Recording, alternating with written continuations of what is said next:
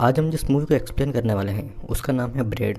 और इस मूवी की शुरुआत दो बहनों पेट्यूला और टिल्डा से होती है, जो कि न्यूयॉर्क में एक स्ट्रगलिंग आर्टिस्ट होने के कारण ड्रग डीलर बन चुकी है। और एक दिन दोनों अपने कमरे में सारा माल गिन रहे थे और इतने में वहाँ पर पुलिस आ जाती है और इसके कारण दोनों को वो सभी चीज़ें छोड़कर वहाँ की फायर खिड़की से भागना पड़ता है। इधर एक ट्रेन में टिल्डा अकेली बैठकर अपनी डायरी पढ़ रही थी और पेट्यूला बाथरूम में अपने सप्लायर कोको से बातें कर रही थी, जहाँ पर कोको ने दोनों को सारा माल का पैसा 2 दिनों में वापस करने को कहा। और फिर इसी बीच ट्रेन का कंडक्टर वहाँ पर आकर पेट्यूला से उसका टिकट मांगने लगता है, जो कि उसके पास नहीं था। तो फिर इसीलिए उस कंडक्टर ने 20 मिनट उसके साथ इंटीमेट होने के लिए दे दिए, जिसके बाद वो बिना टिकट इस ट्रेन में सफ़र कर सकती है।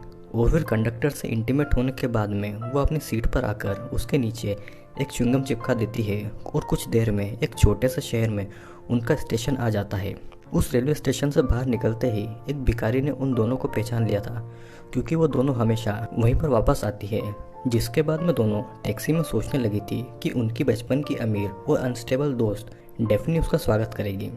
दोनों उसके घर आकर डेफनी का लॉकर ढूंढना चाहते थे जिसमें उसके पैसे हों, जिसे निकालने के बाद में वो कोको को पैसे चुका दे। और ऐसा करने के लिए पेट्यूला ने कहा कि वो डेफनी के साथ एक गेम खेलेंगे, जिसमें पेट्यूला डॉक्टर और टिल्डा डेफनी की बेटी होगी। पेट्यूला की बातें सुनते टाइम टिल्डा को याद आया कि बचपन में भी वो तीनों ऐसे ही खेला करते थे और टिल्डा को बिल्कुल भी पसंद नहीं था। जिसके बाद में कोई दूसरा रास्ता न होने के कारण पेट्यूला ने कहा कि जैसा भी डेफनी चाहे उन्हें वैसा ही करना होगा, पर टिल्डा को यह भी मंजूर नहीं था। दोनों फिर अंदर आते हैं, जहाँ पर डेफनी गाना गुनगुनाते हुए बर्तन धो रही थी और टिल्डा अंदर आती है और उससे बातें करने लगती है जैसे कि वो उसकी माँ हो। और फिर डेफनी भी अपने कैरेक्टर में खुशी से आ गई थी और वो टिल्डा से उसके दिन के बारे में पूछती है, जिस पर टिल्डा कहती है कि स्कूल जल्दी ख़त्म हो गया है और उसे अब भूख लगी है, जिससे डेफनी ने तुरंत अपनी नकली बेटी के लिए खाना बनाना शुरू कर दिया। इधर बाहर पेट्यूला डॉक्टर बन गई थी और अपने सेलफोन मेल बॉक्स में डाल दिए। उनके गेम के 3 रूल थे। पहला रूल, सबको एक गेम खेलना पड़ेगा। दूसरा रूल, बाहर का इंसान कोई भी उनके साथ नहीं खेलेगा। और तीसरा रूल कि कोई भी गेम छोड़कर नहीं जा सकता। यह किचन में डेफनी ने जैसे तैसे एक सैंडविच बनाकर टिल्डा को दे दिया था, जिसके बाद में उसने टिल्डा के बड़े नाखून देखे और उस पर चिल्लाने लगी। उसे फिर टिल्डा के दांत भी दिखे, जिस पर उसने टिल्डा को ब्रश करने को कहा, क्योंकि वो डॉक्टर के पास जा रहे थे।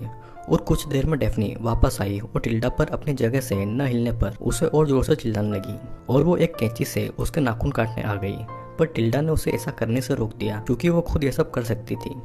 अब इतने में पेट्यूला ने उनके घर की घंटी बजाई, जिसके मारे डर के टिल्डा पेट्यूला के पास मदद मांगने आई, पर पेट्यूला ने उसे चुपचाप अपने किरदार में रहने को कहा। फिर डेफनी ने डॉक्टर का स्वागत किया और जैसे ही टिल्डा अपने चेकअप के लिए बैठी, पेट्यूला ने डेफनी से कहा कि टिल्डा बिल्कुल ठीक है। लेकिन डेफनी ने मना करते हुए बताया कि टिल्डा को 1 हफ्ते से खांसी है, जिस पर डेफनी को खुश करने के लिए टिल्डा जानबूझकर खांसने लगी। डेफनी ने आगे बताया कि टिल्डा की बॉडी में कुछ गड़बड़ है, तो पेट्यूला ने अपना नकली हथौड़ा निकाला और टिल्डा के पैर में मार दिया, जिससे नाखुश डेफनी ने उन्हें गेम का पहला रूल याद दिलाया। तो पेट्यूला ने फिर से असली हथौड़ा निकाला और टिल्डा को उसे मारने से पहले उससे माफ़ी मांगी, जिसके बाद में उसने टिल्डा के पैर में वो हथौड़ा मार दिया। और अब टिल्डा के पैर से खून आने लगा था, जिससे कि वो दर्द में चिल्ला रही थी और ये देखकर डेफनी बहुत खुश हुई। इसके बाद में डेफनी ने डॉक्टर से टिल्डा की हाइट नापने को कहा, पर पेट्यूला उसकी टेप लाना भूल गई थी, जिस पर टिल्डा ने उसे गेम का तीसरा रूल याद दिलाया कि कोई भी बाहर नहीं जाएगा। और रात को खाने में डेफनी ने फिर से फूलों का अजीब सा सूप बनाया और पेट्यूला और टिल्डा को वो खाने को देकर वो बाहर चली गई। यहाँ पर टिल्डा कुर्सी से बंधी हुई थी और उसने पेट्यूला से उसे नमक देने को कहा। जब वो पेट्यूला उसे नमक देने आई तो टिल्डा ने उसके कान में कहा कि उनका टाइम निकलता जा रहा है। और बदकिस्मती से पेट्यूला के कोई भी जवाब देने से पहले डेफनी ने वापस आकर पेट्यूला को गेस्ट रूम में जाने को कह दिया। पेट्यूला को गेस्ट रूम में लाकर डेफनी ने यह कहा कि उसका यहाँ पर रहना डेफनी को अच्छा लग रहा है। और नीचे टिल्डा को बहुत देर तक वो खाना देखने के बाद में ऐसा दिखने लगा कि वो कांच के सामने खड़ी होकर अपने बाल बना रही है। अब उस रात को पेट्यूला की अचानक से नींद खुलती है और उसने देखा कि कोई उसके कमरे का लॉक खोलने की कोशिश कर रहा है। उसे लगा कि वो टिल्डा है और पेट्यूला उसे देखने के लिए किचन तक आई, जहाँ पर उसने डेफनी को नींद की गोलियां लेते हुए देखा। फिर पेट्यूला ने पानी का गिलास लिया और जैसे ही वो जा रही थी तो डेफनी ने पेट्यूला को चाकू दिखाकर उसे धमकी दी और उसे वहीं पर रुकने को कहा।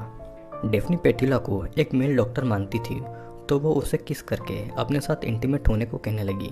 जिसके अगले दिन टिल्डा ने मेल बॉक्स खोलने की कोशिश की, लेकिन पेट्यूला ने उसे ऐसा करने से रोक दिया। उसने टिल्डा को भी गेम का कोई भी रूल न तोड़ने को कहा, जिससे कि वो पकड़े न जाए। फिर उसने टिल्डा को बताया कि डेफ्नी ने कल रात को उससे क्या क्या करवाया।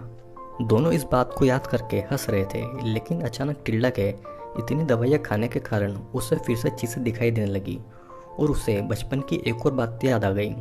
इससे जलन के मारे पेट्यूला ने भी एक गोली खा ली और टिल्डा को छोड़कर चली गई, जो कि बचपन में डेफ्नी के साथ लड़ रही थी। छोटे टिल्डा ने उनके साथ में खेलने को मना कर दिया और इस पर लड़ते हुए डेफ्नी को धक्का लग गया। डेफ्नी को तुरंत हॉस्पिटल ले जाया गया, जहां पर पेट्यूला और टिल्डा ने डिटेक्टिव सीगल से झूठ कहा कि डेफ्नी खुद वहां से गिरी है। डिटेक्टिव सीगल को जानना था कि डेफ्नी कैसे वहां से गिरी, तो पेट्यूला ने एक डॉल को सीगल के हाथ में गिरा दी, उसे डेमो दिखाने के लिए। डिटेक्टिव सीगल को दोनों लड़कियों पर शक था, तो इसीलिए वो डेफ्नी का कमरा देखने आया और कमरे के बाहर से उसे डॉक्टर की आवाज़ सुनाई दी, जिसने डेफ्नी की दादी को बताया कि डेफ्नी ठीक तो है, मगर उसके पेट में बहुत चोट आ चुकी है, जिससे कि वो शायद कभी भी मां न बन पाएगी। अब मूवी फिर से प्रेजेंट में आती है, जहाँ पर डेफ्नी अपना प्रेगनेंसी रिजल्ट देखकर बहुत खुश थी, लेकिन पेट्यूला पर अभी भी ड्रग का असर था, जिससे कि उसे एक लड़की अपना हाथ जलाती हुई दिखाई दे रही थी। उसे लगा कि ये उसी का हाथ है, तो वो दर्द से पूरे घर में घूमती रही, जब तक उसे डेफ्नी के कमरे में पहुंचकर कार की चाबियां नहीं मिली। वो भागकर बाहर आई और टिल्डा से तुरंत यहाँ से निकलने को कहा, पर जैसे ही दोनों कार के पास पहुंचे तो डेफ्नी ने आकर दोनों को बेसबॉल बैट से मारकर बेहोश कर दिया। अब नेक्स्ट सीन पुलिस स्टेशन पर आ जाता है, जहाँ पर सीगल ने किसी से कहा कि वो डेफ्नी को संभाल लेगा, और घर में अब पेट्यूला और टिल्डा को होश आ गया था और उन्होंने देखा कि वो बालों की चोटी से बंधे हुए हैं और डेफ्नी अपनी दुनिया में पूरी तरह से खो गई है। वो इतनी ज्यादा खो गई थी कि वो दोनों को उसका बच्चा मान रही थी। उसने टिल्डा और पेट्यूला को हमेशा अपने पास रखने को कहा और इतने में घर की घंटी बजी और जैसे ही डेफ्नी ने दरवाज़ा खोला तो सीगल ने बताया कि पड़ोसियों ने यहाँ पर लड़कियों के चिल्लाने की आवाज़ें सुनी है और इसे सुनकर उन्होंने कंप्लेंट की है, जिससे कि डेफ्नी ने उसे झूठ बोला कि वो बस उसकी नई दवाइयों का असर है, लेकिन सीगल को उस पर अभी भी शक था। तो वो वहाँ पर लीकेज का बहाना बनाकर अंदर आ गया, जो कि डेफ्नी को बिल्कुल भी पसंद नहीं आया। तो उसने फिर से झूठ बोला कि उसे अभी भी अपने दादा दादी की अचानक हुई मौत का दुख है। डिटेक्टिव सीगल ने उसे सहानुभूति दी और पास में रखी एक किताब उठाई, जिस पर उसे डेफ्नी, टिल्डा और पेट्यूला की बचपन की फ़ोटो दिखी। वो सोच रहा था कि क्या ये तीनों अभी भी बातें करती है या नहीं, पर डेफ्नी ने बताया कि उसके दादा दादी ने उसे उनसे दूर रहने को कहा था, लेकिन डेफ्नी ने कभी भी उनकी बातें नहीं मानी, क्योंकि उसे लगता था कि टिल्डा और पेट्यूला बहुत समझदार हैं। डेफ्नी आगे कहती है कि इस दुनिया को उनके ना होने से बहुत ज़्यादा फर्क पड़ेगा, जिससे कि सीगल का शक और बढ़ गया, क्योंकि पुलिस वैसे भी टिल्डा और पेट्यूला को कुछ टाइम से ढूंढ रही थी। सीगल ने पूछा कि डेफ्नी को कैसे पता चला कि वो दोनों गायब हैं, क्योंकि ये बात पब्लिक में आई ही नहीं है, और घबराकर डेफ्नी इस बात का कोई जवाब नहीं दे पा रही थी। और जब सीगल को ऊपर कमरे से आवाज़ आई तो उसने सीगल को वहाँ जाने से रोक दिया और वो सीगल से बहस करने लगी। उसने सीगल से सर्च वारंट दिखाने को कहा, जो कि सीगल के पास में नहीं था, तो इसीलिए उसने सीगल को घर से निकल जाने को बोल दिया, जिससे कि हार मानकर वापस जाते हुए सीगल ने बताया कि डेफ्नी जिन दोस्तों को बचा रही है वो मोस्ट वांटेड क्रिमिनल्स है। जिसके बाद में डेफ्नी ने अपने घर को फिर से बंद कर दिया और दूसरी तरफ पेट्यूला और टिल्डा अभी तक लॉकर नहीं ढूंढ पाई थी। अब एक सुबह नाश्ते से पहले डेफ्नी ने टिल्डा को अपने हाथ धोने के लिए भेज दिया, जिससे कि वो पेट्यूला के साथ में अकेली हो जाए। फिर डेफ्नी उसके साथ में पहेलियों से बातें करने लग गई, जिसमें हिंट थे कि उसका लॉकर कहाँ पर हो सकता है।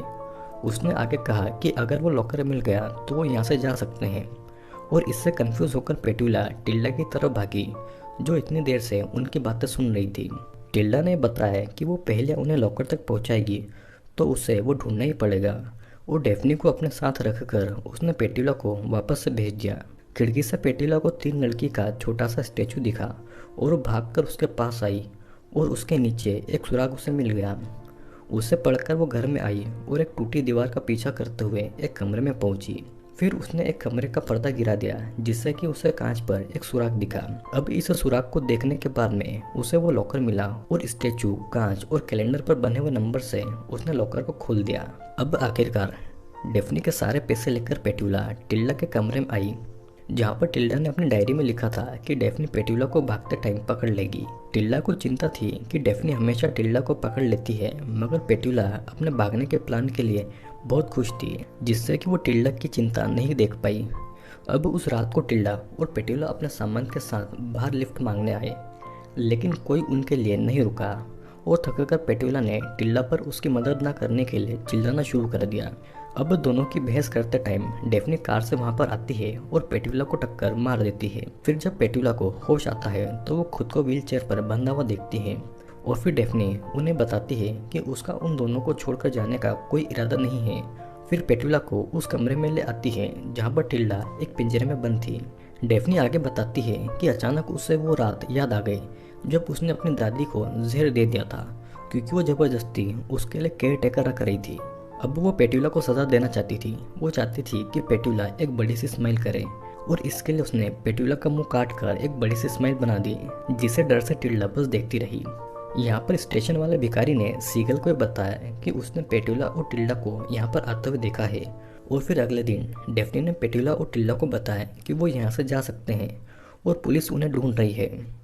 उसने फिर उनका मजाक उड़ाते हुए कहा कि उनके चेहरे के निशान के कारण पुलिस अब उन्हें पहचान नहीं पाएगी। और फिर अचानक डेफनी को गुस्सा आ गया और उसने दोनों लड़कियों को अपने बच्चे के लिए कमरा साफ करने के लिए बोल दिया, जिस पर टिल्डा ने डेफनी को सच्चाई बताई कि डेफनी प्रेग्नेंट नहीं है क्योंकि वो मां नहीं बन सकती। डेफनी ने उसे समझाने की कोशिश की, लेकिन वो अपने बच्चे को महसूस कर सकती है। तो फिर टिल्डा ने डेफनी से उसके बच्चे के पिता के बारे में पूछा, जिस पर डेफनी बताती है कि ये बच्चा डॉक्टर का है। और ये सुनकर टिल्डा अपनी हंसी नहीं रोक पाई, मगर दूसरी तरफ पेट्यूला ने खेल आगे बढ़ाते हुए डेफनी से कहा कि उसे तुरंत चेकअप की ज़रूरत है। और फिर हम देखते हैं कि दूसरे रूम में पेट्यूला और टिल्डा डेफनी को बेहोश करके उसका ऑपरेशन करने जा रही थी, ताकि वो मेडिकल टूल्स की मदद से उसे मार दे। लेकिन दोनों को डेफनी को मारने से पहले ही डिटेक्टिव सीगल वहाँ पर आकर उन्हें रोक देता है। लेकिन सीगल की बदकिस्मती के कारण डेफनी को होश आ गया था और उसने सीगल की पीठ पर ही चाकू मार दिया। यहाँ पर टिल्डा ने भी उसका साथ दिया, लेकिन पेट्यूला बस उन्हें देखती रही। फिर डेफनी ने एक हथौड़े से सीगल को मारकर उसकी जान ले ली और इसके बाद में तीनों लड़कियों ने मिलकर सीगल को गार्डन में दफना दिया और उसकी कार तालाब में फेंक दी। अब हम देखते हैं कि तीनों के शरीर के घाव नहाते गायब हो जाते हैं और बाथरूम में पेट्यूला गाना गाते हुए डांस कर रही थी और उसने अपने चेहरे को तब तक शेव किया जब तक कि उसके चेहरे से खून आना शुरू नहीं हो गया। टिल्डा और डेफनी अभी भी माँ और बेटी के किरदार में थी और टिल्डा ने फिर खड़े होकर बोल लिया और पेट्यूला ने भी उसका साथ दिया। उन्हें देखकर ऐसा लग रहा था कि जैसे तीनों कोई नाटक कर रही हो।